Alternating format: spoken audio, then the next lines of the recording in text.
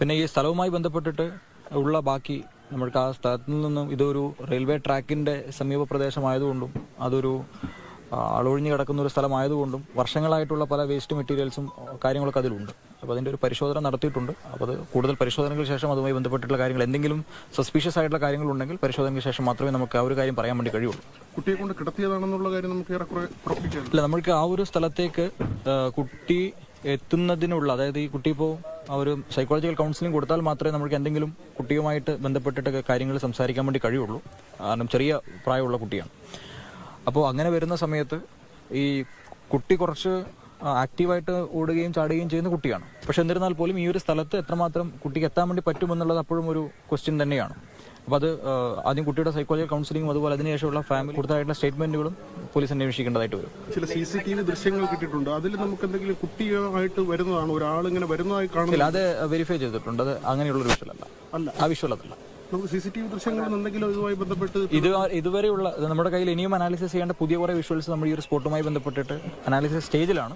പക്ഷെ ഇതുവരെ നമ്മൾ ഈ നേരത്തെ പറഞ്ഞിരുന്ന സംശയപരമായിട്ടുള്ളത് കുട്ടിയുമായി ബന്ധപ്പെട്ടല്ല എന്നുള്ളത് കൺഫേം ചെയ്തിട്ടുണ്ട്.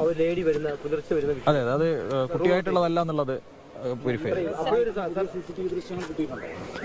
ഈ ഏരിയയിലുള്ള ഈ റൂട്ടിലേക്കുള്ള പല ബൈ റോഡുകളിൽ നിന്നുള്ള വിഷ്വൽസ് നമ്മൾ കളക്ട് ചെയ്തിട്ടുണ്ട്. അപ്പോൾ ഈ ഒരു സ്പോട്ടുമായി ബന്ധപ്പെട്ടിട്ട് അതിന്റെ കൂടുതലായിട്ട് പരിശോധനകൾ നമുക്ക് ചെയ്യാൻ വേണ്ടി കഴിയും.